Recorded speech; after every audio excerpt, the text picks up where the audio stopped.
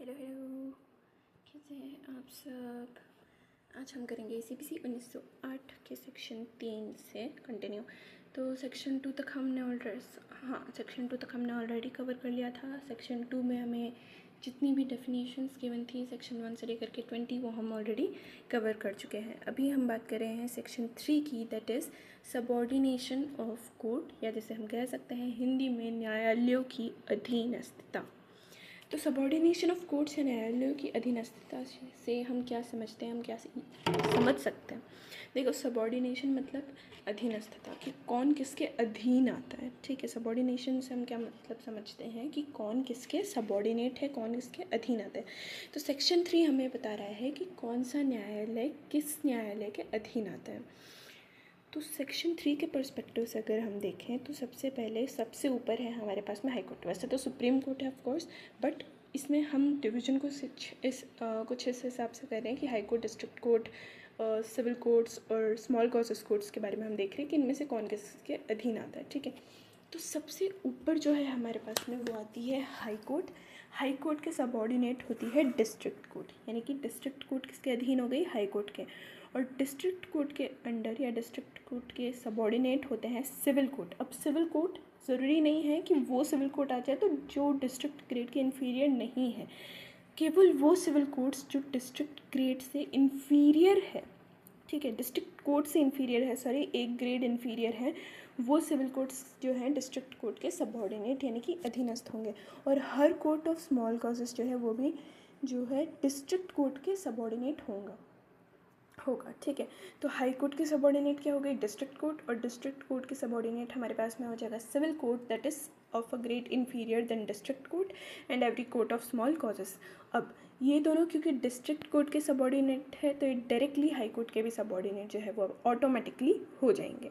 ठीक है, तो सेक्शन 3 जो है हमारे पास में CPC 1908 का वो यही कहता है कि for the purposes of this code, the district court is subordinate to the high court, and every civil court of a grade inferior to that of a district court and every court of small causes is subordinate to the high court के भी district है and district court। ठीक है, तो ये तो हो गया हमारा सेक्शन 3। इसमें हमें कोई ऐसी बहुत डीप अंडरस्टैंडिंग वाली करने की ज़रूरत आ नहीं रही, क्योंकि हमें इजीली समझ आ चुका है कि डिस्ट्रिक्ट कोर्ट जो है वो हाई कोर्ट के सबऑर्डिनेट है और उसके सबऑर्डिनेट हमारे पास में सिविल कोर्ट और कोर्ट ऑफ स्मॉल कॉजेस आ जाएगा। फिर हम आते हैं सेक्शन 4 ऑफ CPC पे, जो बात करता है सेविंग्स की। सेविंग्स यानी व्यावृत्तियाँ। अब सेविंग्स से यहाँ पर रेफरेंस है एक तरीके से एक्सेप्शंस की। तो CPC जो है वो किसी स्पेशल लॉ और लोकल लॉ दोनों पे ही प्रिवेल नहीं करेगा। जहाँ पर बात आ जा रही है हमारे पास में किसी स्पेशल लॉ की या लोकल लॉ की, तो वहाँ पर CPC प्रिवेल नहीं करेगा, वहाँ पर वही स्पेशल लॉ या वही लोकल लॉ जो है वही प्रिवेल करेंगे। लेकिन अब अगर हम बात करते हैं कि कोई ऐसा स्पेशल मैटर आ गया कि जिसमें स्पेशल लॉ तो साइलेंट है या लोकल लॉ जो है वो साइलेंट है, तो क्या इस कंडीशन में हम CPC के प्रोविजंस को अप्लाई कर सकते हैं या नहीं। ठीक है, ये काइंड ऑफ ए क्वेश्चन भी MCQ में आ सकता है कि ऐसे मैटर्स जहाँ पर स्पेशल लॉ या लोकल लॉ साइलेंट है तो क्या वहाँ पर CPC के प्रोविजंस को अप्लाई किया जा सकता है। तो हाँ जी, जहाँ पर स्पेशल लॉ या लोकल लॉ साइलेंट है वहाँ पर हम कोड ऑफ सिविल प्रोसीजर के जो प्रोविजंस हैं उन्हें अप्लाई कर सकते हैं। पर उसके अतिरिक्त CPC के जो प्रोविजंस हैं वो अगर किसी स्पेशल लॉ या लोकल लॉ में पावर मिली है या जुरिस्डिक्शन मिला है किसी कोर्ट को, तो उस पर उसके ऊपर कोई भी प्रभाव जो है वो CPC के प्रोविजंस नहीं डालेंगे। लेकिन अगर स्पेशल लॉ या लोकल लॉ किसी मैटर पे साइलेंट है तो वहाँ पर CPC के प्रोविजंस जो है वो अप्लाई किए जा सकते हैं। ठीक है, इसके अलावा इसके अलावा सेक्शन 4 और क्या कहता है, इसके अलावा सेक्शन 4 ये कहता है कि जो हमारा CPC 1908 है, ये अगर लैंड होल्डर और लैंडलॉर्ड से रिलेटेड भी जितने भी मैटर्स होते हैं, ठीक है, उनकी रेमेडी से रिलेटेड कोई मैटर है, उनसे रिलेटेड कोई लॉ है, ठीक है, लैंडलॉर्ड से रिलेटेड, लैंड होल्डर से रिलेटेड, या फिर एग्रीकल्चरल लैंड के रेंट के रिकवरी से रिलेटेड, तो इनके ऊपर भी जो है CPC के प्रोविजंस जो है इफेक्ट नहीं डालेंगे। ठीक है, तो सेक्शन 4 बात कर रहा है सेविंग्स की, जिसमें क्या क्या हट रहा है, special law, local law and law related to land revenue collection. ठीक है, इनके ऊपर CPC के प्रोविजंस जो है अफेक्ट नहीं डालेंगे। लेकिन अगर वो किसी स्पेसिफिक मैटर पे साइलेंट रहते हैं और वहाँ पे सीपीसी के प्रोविजंस जो है उन्हें अप्लाई किया जा सकता है, तो वहाँ पर हम उन्हें अप्लाई करेंगे। ठीक, ये हुआ हमारा section 4 of the code of civil procedure 1908। तो 3 में हमने देखा सबऑर्डिनेशन ऑफ कोर्ट्स, 4 में हमने बात करी सेविंग्स की। फिर हम आते हैं सेक्शन 5 ऑफ सीपीसी, जिसमें हम बात करते हैं इस कोड की एप्लीकेशन के बारे में कि क्या ये जो संहिता है ये राजस्व न्यायालयों को लागू होगी या फिर नहीं। ठीक है, application of the code to revenue courts, जो राजस्व न्यायालय होता है, रेवेन्यू कोर्ट्स होते हैं, उन पर इस कोड की एप्लीकेशन होगी कि नहीं। अब रेवेन्यू कोर्ट्स की हमने वर्ड तो बोल दिया, रेवेन्यू कोर्ट्स पे अप्लाई होगा कि नहीं, येस और नो का आंसर भी हमें मिल जाएगा। पर पहले अगर हमें यही नहीं पता कि रेवेन्यू कोर्ट्स क्या होता है तो उसका मतलब नहीं है। तो पहले हम क्या करेंगे, रेवेन्यू कोर्ट्स कौन से कोर्ट्स होते हैं, कौन से न्यायालय कहलाते हैं राजस्व न्यायालय, वो चीज़ हम समझेंगे। अब सेक्शन 5 का क्लॉज 2 ही हमें डिफ़ाइन करता है रेवेन्यू कोर्ट्स को। तो इसमें घुसने से पहले, एप्लीकेशन पे घुसने से पहले हम बात करेंगे रेवेन्यू कोर्ट्स की। ठीक है, तो रेवेन्यू कोर्ट्स कौन से होते हैं, as per the definition provided under section 5 clause 2, revenue courts मतलब वो कोर्ट्स जिन्हें लोकल लॉ में जुरिस्डिक्शन दिया गया है। ठीक है, जिन्हें लोकल लॉ में जुरिस्डिक्शन दिया गया है, लोकल लॉ से उन्हें जुरिस्डिक्शन मिलता है किस चीज़ का, ऐसे सूट्स को एंटरटेन करने का जो रिलेटेड है रेंट से, रेवेन्यू से, या फिर एग्रीकल्चरल पर्पसेस के लिए यूज़ किए गए लैंड के प्रॉफिट से रिलेटेड जितने भी सूट्स हैं उन्हें एंटरटेन करने के लिए लोकल लॉ से जुरिस्डिक्शन जिन कोर्ट्स को दिया जाता है वो कहलाते हैं रेवेन्यू कोर्ट्स। और ये डेफिनेशन हमें कहाँ दी है, सेक्शन 5 के क्लॉज 2 में।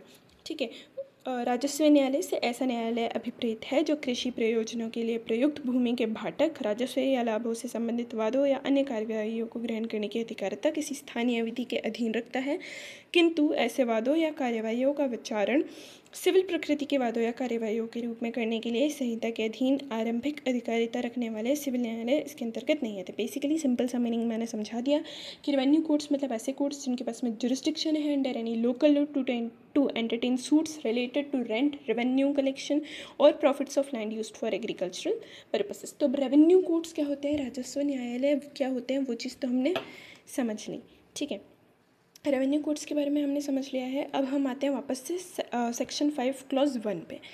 अब हम बात करेंगे इन रेवेन्यू कोर्ट्स पर इस कोड की एप्लीकेशन के बारे में। ठीक है, इस संहिता का राजस्व न्यायालय पर लागू होती है या नहीं होती है, इस चीज़ के बारे में अब हम बात करेंगे, क्योंकि हमने राजस्व न्यायालय क्या होता है वो तो समझ लिया। ठीक है, कहाँ पर डिफाइंड है, सेक्शन 5 क्लॉज 2 में डिफाइंड है।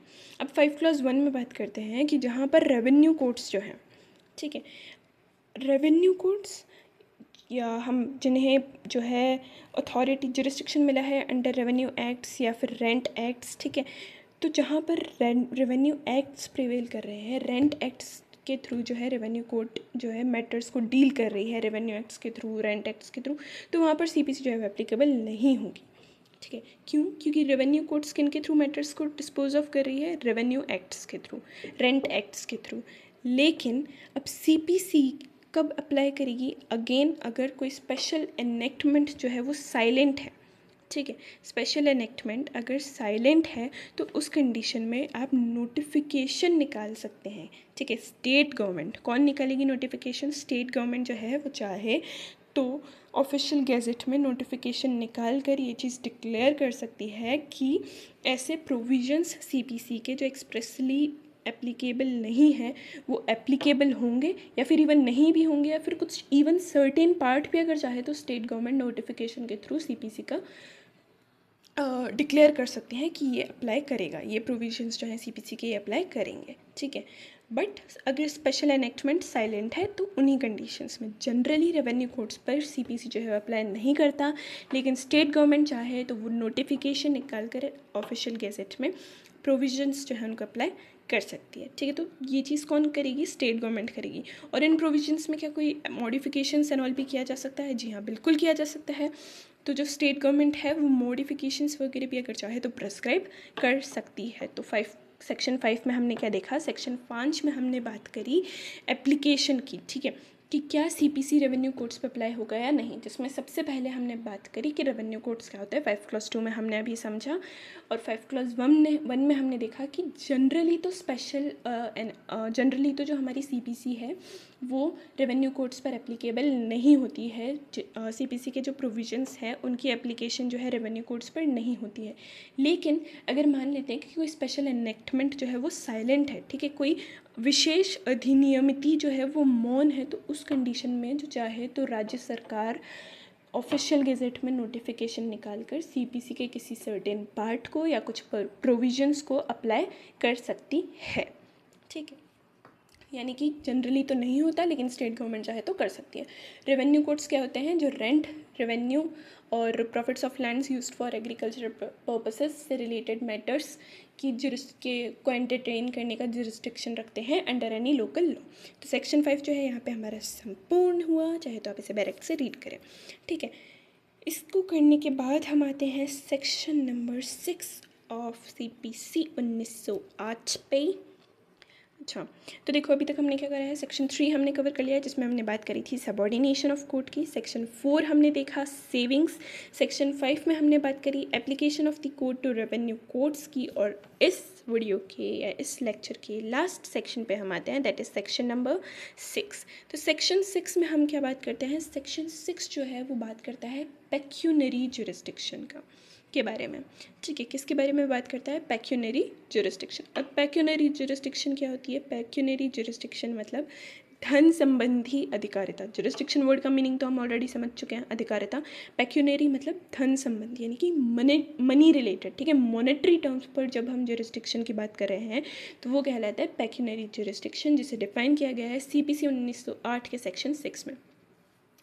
अब लैंग्वेज, बेरेट की लैंग्वेज के पे आने से पहले हम जनरल लैंग्वेज में अगर सेक्शन 6 को समझना चाहें तो इसका मतलब है कि हर न्यायालय जो है उसकी अपनी क्या होती है? धन संबंधी अधिकारिता होती है। ठीक है, अब किसी भी कोर्ट के बारे में बात करें तो हर एक कोर्ट की अपनी एक मनी रिलेटेड जो है जुरिस्डिक्शन होगा, एक धन संबंधी अधिकारिता होगी, जिसमें क्या होता है कि एक फिक्स्ड, एक मैक्सिमम जो है धनराशि फिक्स्ड होती है, जिससे ज़्यादा के जो मैटर्स हैं, जिससे अधिक धनराशि के जो मामले हैं उन पर कार्यवाही करने का हक उन न्यायालयों को नहीं होता है। ठीक है, यानी कि पेक्यूनरी जुरिस्डिक्शन मतलब कोर्ट्स की वो maximum jurisdiction related to money, जिससे ज़्यादा मनी रिलेटेड मैटर्स को वो जो है उनके ऊपर प्रोसीडिंग्स नहीं कर सकते। क्यों? क्योंकि वो उनके ऊपर जुरिस्डिक्शन होल्ड नहीं करते हैं।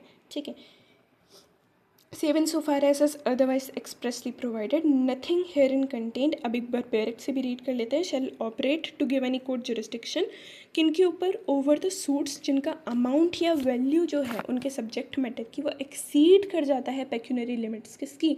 उस कोर्ट के ऑर्डिनरी जुरिस्डिक्शन की। ठीक है, save insofar as is otherwise expressly provided, nothing herein contained shall operate to give any court jurisdiction over suits the amount or value of the subject matter of which exceeds the pecuniary limits of its ordinary jurisdiction। ठीक है, उनके ऐसे matters के ऊपर court के पास में jurisdiction नहीं होगा। अब मान लेते हैं कि सेक्शन 6 में किसी कोर्ट के पास में ऐसा कोई जुरिस्डिक्शन जो है, पेक्यूनरी जुरिस्डिक्शन जो है, किसी सूट पे नहीं था। ठीक है, पर क्या किया? उस कोर्ट ने उसके ऊपर डिसीजन दे दिया। तो अब क्या उस कोर्ट का दिया गया डिसीजन वैलिड होगा या नहीं? ठीक है, तो अगर यदि ऐसा कोई न्यायालय जो है वो किसी मामले पर निर्णय दे देता है, ठीक है, उसके पास में धन संबंधी अधिकारिता नहीं है उस मामले के ऊपर, पेक्यूनरी जुरिस्डिक्शन नहीं है, फिर भी उसने क्या किया? Ignoring the fact that it does not have any jurisdiction, या फिर इग्नोर नहीं, उसको ध्यान नहीं था उस कोर्ट को, पर उन्होंने अपना डिसीजन दे दिया। इसका मतलब ये नहीं कि हम उस डिसीजन को वैलिड मान लेंगे। वो डिसीजन कैसा होगा? वॉइड होगा, शून्य माना जाएगा। क्यों? क्योंकि उस कोर्ट के पास में पेक्यूनरी जुरिस्डिक्शन था ही नहीं। ठीक है, पेक्यूनरी जुरिस्डिक्शन की बात करें तो जनरली सिविल जज जो होते हैं जूनियर डिवीज़न, सिविल जज जूनियर डिवीज़न के पास में 2 लाख रुपीज़ तक की पेक्यूनरी जुरिस्डिक्शन जो है वो होती है। सिविल जज सीनियर डिवीज़न के पास में 2 लाख से ज़्यादा और अप टू 5 लाख तक की जो है पेक्यूनरी जुरिस्डिक्शन हुई मानी जाती है, ठीक है, 2 लाख से ज़्यादा और 5 लाख तक, ठीक है। और डिस्ट्रिक्ट जजेस के पास में 5 लाख से ज़्यादा का पेक्यूनरी जुरिस्डिक्शन जो है वो जनरली हुआ माना जाता है। केस की अगर हम बात करें तो इस सेक्शन 6 से रिलेटेड एक रेफरेंस केस अगर हम लिखना चाहें तो हम लिख सकते हैं घोरी मेहता वर्सेस सागर मेहता AIR 2009, ठीक है। So this is it about section 6 जिसमें हमने बात करी पेक्यूनरी जुरिस्डिक्शन की। अब सेक्शन 7 और 8 की अगर हम बात करें तो सेक्शन 7 और 8 में मैं डीप घुस के आपको नहीं पढ़ाने वाली, आप खुद रीड कर सकते हैं। क्यों? क्योंकि सेक्शन 7 और 8 जो है वो स्मॉल कॉजेस कोड के बारे में बात करते हैं, जो कि करंटली प्रोविंशियल एंड प्रेसिडेंशियल दोनों ही एग्जिस्ट नहीं करते। ये ब्रिटिशर्स के टाइम की बात है, ठीक है, उन लोगों ने इस चीज़ को इंट्रोड्यूस किया था, बनाया था। तो सेक्शन 7 में हम बात कर रहे हैं प्रोविंशियल स्मॉल कॉजेस कोड की, और सेक्शन 8 में हम लोग बात करते हैं प्रेसिडेंशियल स्मॉल कॉजेस कोड की। चाहे तो आप इन्हें रीड भी कर सकते हैं, ठीक है, बट ये एकदम बहुत ही ज़्यादा इंपॉर्टेंट नहीं है, इसलिए इस पार्ट को मैं यहाँ पे पढ़ाने में स्किप कर रही हूँ, ठीक है, क्योंकि ये सिर्फ रीड करने के लायक है, आपको इसको एकदम रटने की ज़रूरत ही नहीं है, बस रीड कर लो, काम चल जाएगा, ठीक है, क्योंकि जनरली इससे कोई क्वेश्चन नहीं आते। तो सेक्शन 7, 8 बात करते हैं small causes code, 7 provincial, 8 presidential. इसके साथ ही हमारा जो है प्रिलिमिनरी या फिर हम कह लें प्रारंभिक CPC 1908 का वो हुआ कंप्लीट। इसके बाद में एक तरीके से हमारा चैप्टर फर्स्ट भी हम लोग कह सकते हैं कि कंप्लीट हो चुका है। हालांकि पार्ट फर्स्ट जो है हमारा वो सेक्शन 9 से स्टार्ट होता है, सेक्शन 9 से लेकर के 35B तक जो है वो चलता है। पर फिलहाल के लिए हम कंसिडर कर सकते हैं कि हमारा जो प्रिलिमिनरी है that is first let's say chapter first वो कंप्लीट हो चुका है। तो पार्ट फर्स्ट हम लोग स्टार्ट करेंगे नेक्स्ट वीडियो में, जो बात करता है suits in general jurisdiction of the courts and rest judicata के बारे में, सेक्शन 9 से 35B तक।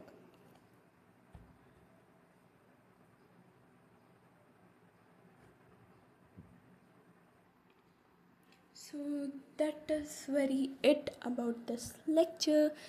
नेक्स्ट लेक्चर से हम लोग स्टार्ट करेंगे section 9 that is part first, section 9 से 35B तक। तब तक के लिए धन्यवाद।